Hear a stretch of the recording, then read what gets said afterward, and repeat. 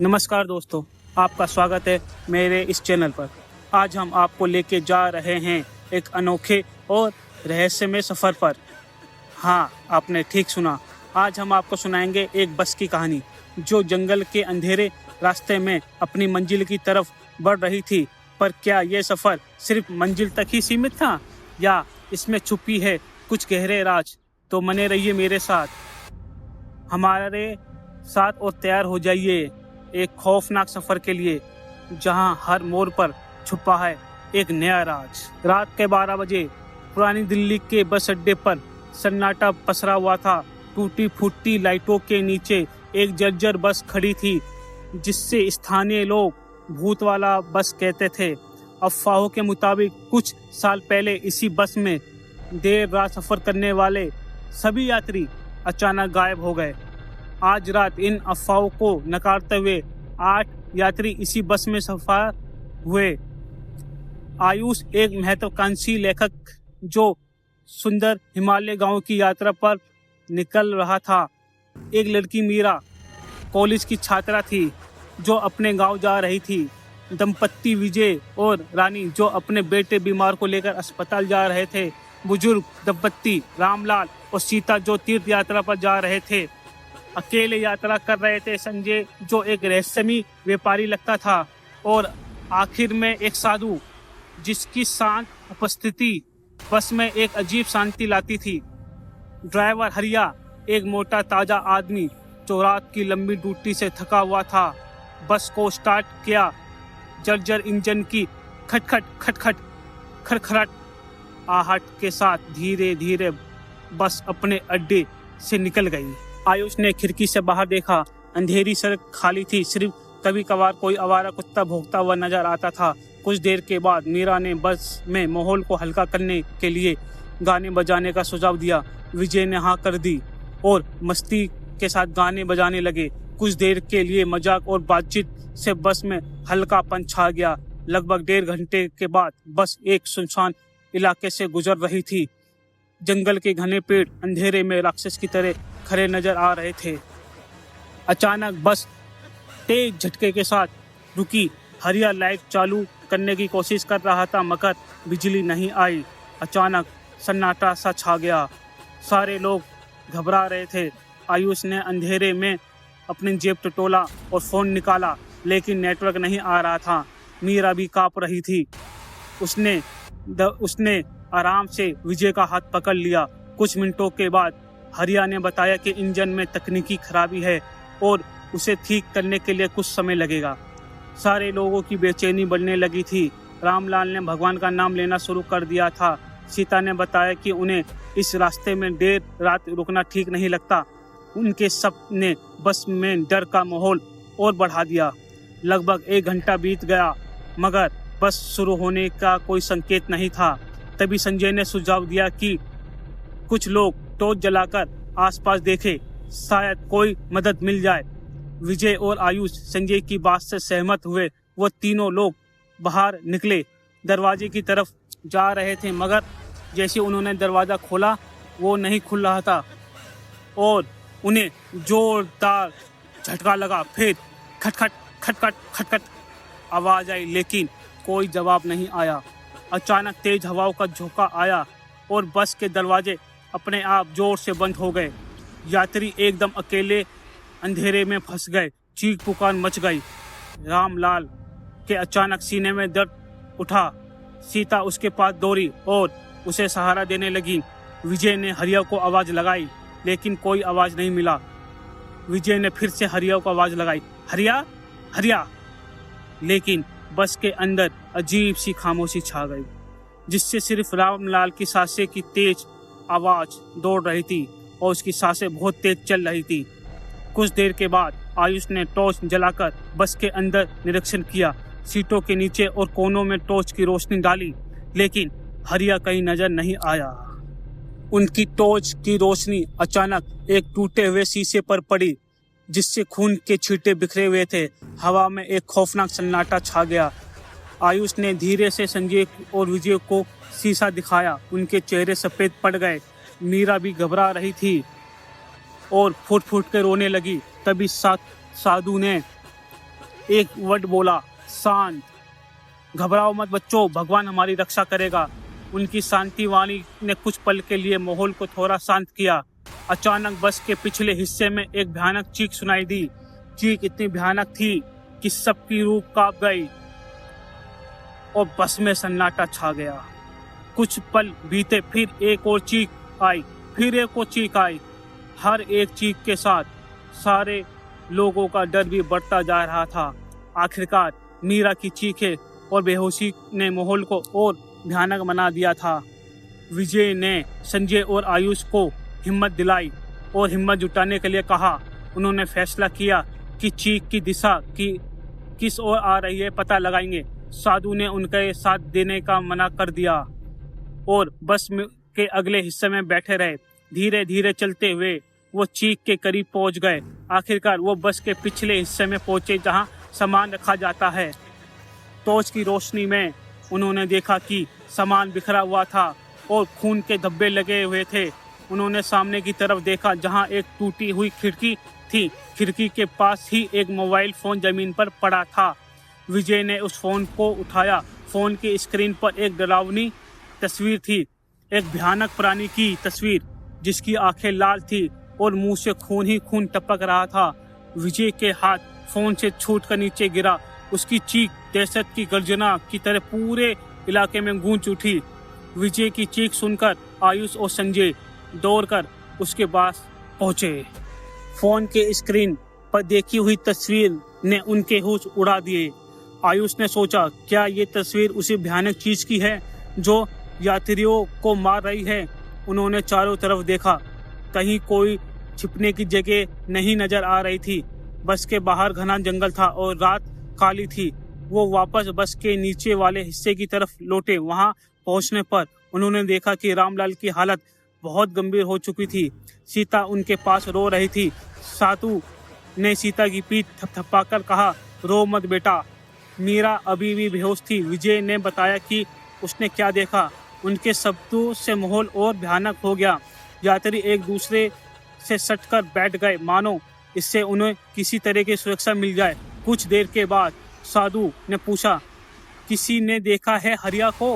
विजय, आयुष और संजय एक दूसरे को देखने लगे। वाकई में किसी ने भी हरिया को बस से बाहर निकलते नहीं देखा था। तब क्या वह भी उसी भयानक चीज का शिकार हो गया? आयुष ने धीरे से कहा, नहीं, मैंने उसे बाहर जाते नहीं देखा।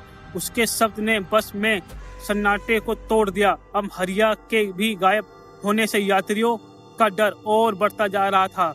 रामलाल की भी हालत लगातार बिगड़ती रही। सीता उनके सिर को अपनी गोद में लिए हुए थी और उससे बातें कर रही थी। उम्मीद थी कि उनकी आवाज रामलाल को होश में लाएगी। साधु ने विजय से पूछा, उसके पास कोई चिकित्सा या दवाई तो नहीं है? विजय ने अपने बैग को टटोला और बताया कि उनके पास दवाइयाँ तो नहीं है, लेकिन एक छोटे से डिब्बा था बस में। साधु ने किट ली और रामलाल की जांच की। उन्होंने सीता को निर्देश दिए कि रामलाल को कैसा सहारा देना है। कुछ देर के बाद रामलाल को थोड़ा आराम मिला।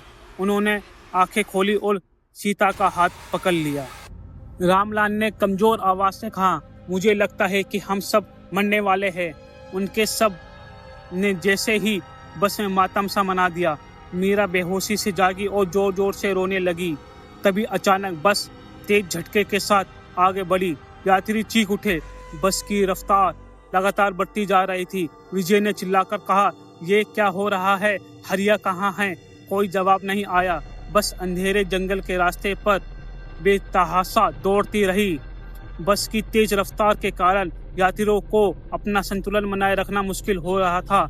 आयुष खिड़की के पास गया और बाहर झांका। अंधेरे में पेड़ पौधे तेजी से भागते हुए दिखाई दे रहे थे। कुछ ही देर में बस एक पक्की सड़क पर आ गई। सड़क सुनसान थी, कहीं कोई रोशनी नहीं थी। बस की रफ्तार कम होने का नाम नहीं ले रही थी। अचानक सड़क के किनारे कुछ मूर्ति दिखाई दी। वो मूर्ति इंसानों जैसी लग रही थी, लेकिन उसके शरीर लंबे और दुबले थे। उनकी आंखें लाल थी और मुंह से खून टपक रहा था। यात्री चीख उठे, वो वही भयानक प्राणी था जिसे विजय ने फोन पर देखा था। आयुष ने आश्चर्य से देखा कि प्राणी तो बस के साथ साथ दौड़ रहा था, लेकिन ऐसा लग रहा था मानो वो बस को रोकने की कोशिश कर रहा हो। कुछ ही देर में बस एक चौराहे पर पहुंची और अचानक तेजी से मुड़ गई और एक दूसरे रास्ते पर घुस गई। पर जैसे ही दूसरे रास्ते पर घुसी, वो भयानक प्राणी ने पीछा करना बंद कर दिया। यात्रियों को कुछ पल के लिए राहत मिली, लेकिन उनकी राहत जल्द ही खत्म हो गई। बस का एक उबड़ खाबड़ रास्ते से गुजर रही थी। अचानक बस का अगला टायर फट गया। बस तेज हवा के साथ सड़क के किनारे झुक गई और एक तरफ झुककर रुकी ही थी कि तभी एक जोरदार धमाका हुआ। बस का अगला हिस्सा एक पेड़ से टकराया। धमाके की गूंज जंगल में दूर तक फैल गई। धूल का गुब्बार हवा में छा गया। यात्री चोटिल हुए और डरे हुए थे। बस के अंदर इधर उधर बिखरे हुए थे। कुछ देर के बाद धूल कम होने पर आयुष ने देखा कि बस का अगला हिस्सा बुरी तरह क्षतिग्रस्त हो चुका था। इंजन पूरी तरह से खराब हो गया था और ड्राइवर की सीट भी खाली पड़ी थी। आयुष ने धीरे से उठकर बाकी सभी यात्रियों को हालचाल सुनाया। विजय को सिर में चोट लगी थी, लेकिन वो फिर भी ठीक था। सीता रामलाल को सहारा दे रही थी, जो दुर्घटना में बेहोश हो गए थे। साधु को चोट नहीं लगी, लेकिन उनके चेहरे पर गहरी चिंता थी। मीरा अभी भी सदमे में थी और उनके कंधे हिल रहे थे। जो दुर्घटना में सामने की तरफ बैठा था गायब था। आयुष को अचानक डर लगा कि वह दुर्घटना में गंभीर रूप से घायल तो नहीं हो गया। उन्होंने विजय और साधु के साथ मिलकर बस के अंदर संजय को ढूंढना शुरू किया। अंततः उन्होंने वह ड्राइवर की सीट के पीछे पर्दे पर बेहोश पड़ा मिला। उन्होंने संजय को बाहर निकाला और होश में लाने की कोशिश करने लगे। कुछ देर के बाद संजय की आंखें खुली। उसने बताया कि दुर्घटना के दौरान उसने सीट पर जोर का झटका लगा था, जिससे वो बेहोश हो गया था। अब उसकी सबसे बड़ी चिंता रामलाल की हालत थी। रामलाल सांस ले रहे थे, लेकिन काफी कमजोर थे। विजय के पास उपचार के लिए दवाई थी, लेकिन उसके पास रामलाल की बीमारी के लिए कोई दवाई नहीं थी। वो जानता था कि अगर रामलाल को जल्द से जल्द अस्पताल नहीं पहुंचाया गया तो उसकी जान को खतरा हो सकता है। उन्होंने आपस में बातचीत की और फैसला किया कि किसी तरह मदद ढूंढनी है। आयुष ने सुझाव दिया कि वो जंगल में जाकर किसी गांव या किसी सड़क की तलाश करे। विजय ने उनकी बात का समर्थन किया। साधु ने हालांकि उन्हें चेतावनी दी कि रात के अंधेरे में जंगल में जाना खतरनाक हो सकता है, लेकिन उनके पास कोई और विकल्प नहीं था। रामलाल की जान बचाने के लिए उन्होंने जोखिम उठाया। आयुष, विजय और संजय टॉर्च की रोशनी लेकर बस से बाहर निकले। जंगल की हवा सर्द थी और सन्नाटा इतना गहरा था कि उनके आपस कदमों की आवाज भी उन्हें खौफनाक लग रही थी। पेड़ों की ऊंची डालें अंधेरे में राक्षस की तरह खड़ी थी और उनकी फुसफुसाना में गूंज रही थी। हर आवाज, हर सरकन उन्हें डर से कपा देती थी।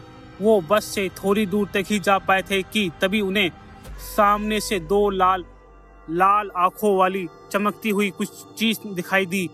वो आंखें पेड़ों के झुरमुट से उन्हें घूर रही थी। डर के मारे उनकी चीखें जंगल में गूंज उठी। वो पागलों की तरह वापस बस की तरफ दौड़े। बस के अंदर पहुंचकर उन्होंने दरवाजा बंद कर लिया और सहमे हुए अंदर बैठ गए। वो हाँफ रहे थे और उनके चेहरे पसीने से तरबतर थे। मीरा फिर से रोने लगी। सीताराम लाल को देख रही थी। उनकी आंखों से भी आंसू बह रहे थे। साधु शांत बैठे हुए थे। उनकी आंखें बंद थी। कुछ देर के बाद उन्होंने आंखें खोली और यात्रियों को शांत रहने का इशारा किया। उन्होंने कहा, घबराओ मत बच्चों, भगवान हमारी रक्षा करेगा। इससे निकलने का रास्ता जरूर मिलेगा।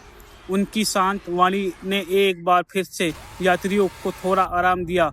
कुछ देर की खामोशी के बाद साधु ने चौंकाने वाले खुलासे किए। उन्होंने बताया कि वह असल में कोई साधु नहीं है, बल्कि एक वन्य जीव विशेषज्ञ है। उन्होंने बताया कि इस इलाके में एक दुर्लभ पक्षी की तलाश में आया था। उन्होंने इस बस को रात में देखा था और लिफ्ट मांगी थी, लेकिन ड्राइवर ने उन्हें मना कर दिया था। उनके इस खुलासे से यात्री चौंक गए उन्हें समझ नहीं आ रहा था कि आखिर साधु मनकर उनके बीच में क्यों बैठे थे। साधु ने बताया कि उन्होंने इसलिए ऐसा किया क्योंकि उन्हें लगता है कि लोगों को उनकी बातों पर ज़्यादा भरोसा होगा। उन्होंने आश्वासन दिया कि वह अपनी विशेषज्ञ का इस्तेमाल करेंगे, उन्हें जंगल से निकालने का रास्ता ढूंढने में मदद करेंगे। उन्होंने बताया कि जंगल में रहने वाले कुछ जानवरों की आंखें रात में चमकती है। उन्होंने माना कि शायद जंगल में उन्हें जो लाल आंखें दिखाई दी वो किसी जंगली जानवर की ही है। उन्होंने ये भी बताया कि इस इलाके में कुछ आदिवासी गांव भी हो सकते हैं। उनकी योजना अगले सुबह जंगल में थोड़ा और दूर जाकर किसी गांव या सड़क की तलाश करना था। रात बाकी थी, यात्री डरे थे और चिंतित से ग्रस्त भी थे। वो बारी बारी से सोने की कोशिश करते रहे, लेकिन हर आहट पर उनकी नींद टूट जाती थी। रामलाल की हालत लगातार बिगड़ती जा रही थी। सीता उनके पास बैठी रात भर बैठी रही, उन्होंने दिलासा देती रही। साधु ने जंगल में पाई जाने वाली कुछ जड़ी बूटियों को इकट्ठा किया और उन्हें रामलाल को लाके दिया। उन्होंने उम्मीद जताई कि इससे रामलाल को थोड़ा आराम जरूर मिलेगा। आखिरकार रात कटी, सूरज की पहली किरणें जंगल की पेड़ों के बीच से निकलकर आई। जंगल की खामोशी टूटी, पक्षियों की चहचहाहट सुनाई देने लगी। यात्रियों को लगा कि जैसे रात के साथ उनका डर भी कम हो गया है। वो बस से बाहर निकलते और सूरज की रोशनी में अपने आसपास का वातावरण देखने लगे। दुर्घटनाग्रस्त बस जंगल के बीच में एकदम अकेली खड़ी थी। जंगल घना था और हर तरफ पेड़ ही पेड़ नजर आ रहे थे। कुछ देर के बाद साधु ने यात्रियों को जंगल में थोड़ा दूर जाने के लिए कहा। उन्होंने बताया कि जंगल से ऊंचाई वाले स्थान से आसपास का इलाका अच्छे से देखा जा सकता है। उनके साथ आयुष, विजय और संजय जंगल में थोड़ी दूर तक गए। रास्ते में उन्हें जंगली जानवरों के पैरों के निशान दिखाई दिए। इससे उनका डर एक बार फिर से बढ़ गया। वो एक छोटी पहाड़ी पर चढ़े। वहां से उन्होंने दूर दिशा पर धुआं उठता हुआ देखा। धुआं देखकर उनकी आशा जगी। उन्होंने तुरंत ही बाकी यात्रियों को बुलाया। सीताराम लाल को सहारा देकर धीरे धीरे पहाड़ी की तरफ ले आई। मीरा भी उनके पीछे चलने लगी। धुआं देखकर यात्रियों में नई जान आई, नई आशा और एक किरण उनके चेहरे पर झलक उठी। उन्होंने तुरंत ही बाकी यात्रियों को बुलाया। सीताराम लाल को सहारा देकर धीरे धीरे पहाड़ी की तरफ ले आई। मीरा भी उनके पीछे पीछे लड़खड़ाते हुए चली। पहाड़ी की छोटी सी दूर नजर पर धुआं उठता हुआ साफ दिखाई दे रहा था। यहाँ उनकी रातों रात भयानक सफर में अब तक की सबसे अच्छी खबर थी। हो सकता है कि वो धुआं किसी गांव का हो या फिर किसी सड़क के किनारे बनी किसी झोपड़ी का। उन्होंने फैसला किया कि उस धुएं की तरफ जाने की कोशिश करेंगे, शायद वहां उन्हें मदद मिल जाए। साधु ने सुझाव दिया कि वो जंगल के रास्ते के बजाय पेड़ों के बीचों बीच से सीधा उस धुएं की तरफ जाने की कोशिश करेंगे। ऐसे करने से उन्हें जल्दी पहुंचने में मदद मिलेगी। हालांकि रास्ता बहुत कठिन था। विजय ने उनकी बात का समर्थन किया। उनके पास अब समय बर्बाद करने का विकल्प नहीं था। रामलाल की हालत खराब थी और उन्हें जल्द से जल्द डॉक्टर की जरूरत थी। वो सावधानियों से पेड़ों की और झाड़ियों को पार करते हुए धीरे धीरे उस धुएं की तरफ बढ़ने लगे। जंगल का रास्ता कठिन था, लेकिन उनकी उम्मीदें आगे बढ़ने को बल दे रही थी। कुछ ही देर बाद जंगल के घने पेड़ों के बीच से अचानक एक चौंकाने वाला दृश्य सामने आया। उन्होंने देखा कि उनके सामने एक छोटा सा समाधि स्थल बना हुआ है। समाधि स्थल के बीच में एक ऊंचे चबूतरे पर एक तंबू रखा हुआ था। तंबू के चारों तरफ मिट्टी के दिए जले हुए थे, जिससे ही वह धुआं उठ रहा था। यात्री सबके सब सहम गए। रात भर के डर और जंगल की यात्रा के थकान से पहले ही कमजोर थे। अब उनके सामने ये दृश्य देखना उनके पैरों तले जमीन खिसक गई। आयुष ने धीरे से कहा कि ये क्या है। उनकी आवाज कांप रही थी। साधु भी कुछ देर के लिए स्तंभ रह गया। फिर उन्होंने धीरे धीरे समाधि स्थल की तरफ कदम बढ़ाए। बाकी यात्री भी धीरे धीरे उनके पीछे चलते गए। जैसे ही वो समाधि स्थल के नजदीक पहुंचे, उन्होंने ताबूत के पास एक पत्थर की स्लेट पर कुछ शब्द लिखे हुए दिखाई दिए। वो सब एक ऐसी भाषा में लिखे हुए थे जिससे वो समझ नहीं पा रहे थे। साधु ने स्लेट को ध्यान से पढ़ा और फिर बोला, यह किसी आदिवासी भाषा में लिखा हुआ शब्द है। उन्होंने बताया कि उनकी आदिवासी भाषाओं के जानकार कुछ मित्र हैं, शायद वह उनसे संपर्क करके इन शब्दों का अनुवाद करा सकते हैं।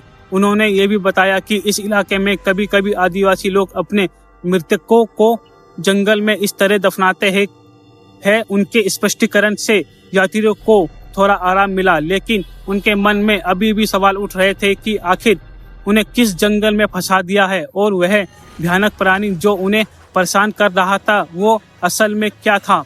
दोस्तों, इन सब सवालों के जवाब और आगे की कहानी में क्या हुआ, इसके लिए आपको हमारे एक नए एपिसोड को देखना पड़ेगा। इसके आगे की और मज़ेदार कहानी होने वाली है। तो नेक्स्ट एपिसोड के लिए इस चैनल से ज़रूर सब्सक्राइब करें, बेल आइकन दबाइए और फिर मिलते हैं अगले एपिसोड में। Bye bye, sayonara, good night.